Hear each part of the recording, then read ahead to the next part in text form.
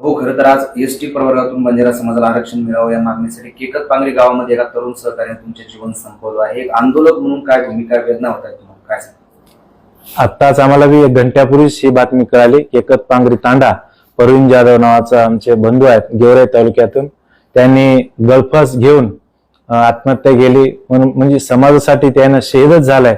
त्याच्यामुळं आमच्या सर्व समाज बांधवाच्या वतीने आम्ही भावपूर्ण श्रद्धांजली करतोय आणि अशी टोकाची भूमिका समाज बांधवांना विनंती करतो की कोणी अशी टोकाची भूमिका घेऊ नये. कारण की आपले आई वडील आहेत, आपले मुलं आहेत, आपले घरचे लोक आहेत, यांना सोडून जाणे खूप दुःखाची घटना आहे.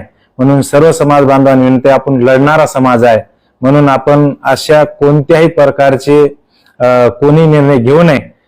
हळूहळू आपल्या जे समोर काही येतील आपल्या समोर आमच्या माध्यमातून तुम्हाला आम्ही कळवणार आहोत.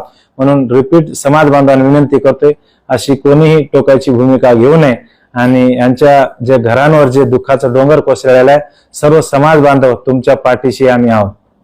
दादा, खरं तर उपोषण सोडताना तुम्हाला मुख्यमंत्र्यांसोबत बैठकीचं आश्वासन देण्यात आले होते. ती बैठक कधी होणार आहे त्या संदर्भात काही माहिती आहे? निश्चितच आम्हाला म्हणजे आज सकाळीच मेसेज आलेला आहे.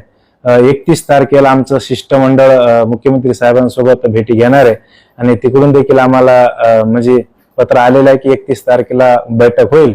म्हणून आम्ही सर्व समाज बांधवाच्या वतीने शिष्टमंडळ घेऊन जाणार आहोत. त्या शिष्टमंडळामध्ये सर्व बंजारा समाजातील जे आमचे राजकीय नेते असतील, आमचे महाराज मंडळी असतील, आमच्या समाजातील साहित्यिक असतील आणि सर्वच संघटनेचे प्रमुख असतील, आम्ही सगळे मिळून 31 तारखेला शिष्टमंडळ जाण्याची आमची शक्यता आहे.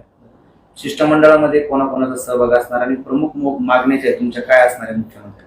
आमच्या प्रमुख मागण्या तेच, आम्ही जे आमरण उपोषण करतोय केलंय आम्ही आणि मागच्या जे 15 तारखेपासून आम्ही मोर्चे काढले, जवळपास महाराष्ट्रामध्ये सर्व 55 मोर्चे झाले. तर आमची एकच मागणी आहे की जे आदिवासीची सवलती आहेत ते आदिवासीच्या सवलती सर्व महाराष्ट्रातील प्रत्येक घटकांपर्यंत आम्हाला आदिवासीची सवलत मिळायला पाहिजे. आणि मग असं म्हणजे कोणी वेगवेगळे मेसेज टाकायला की मराठवाड्यासाठीच काहीतरी चालू आहे, कोणी म्हणते विदर्भासाठी चालू आहे, कोणी म्हणते खानदेशासाठी चालू आहे, असं काही नाही. आमची मागणी एकच राहील की संपूर्ण महाराष्ट्रामध्ये आम्हाला आदिवासीची सवलती लागू व्हायला पाहिजे. त्याच्यामुळे आमची एकच मागणी हीच राहील.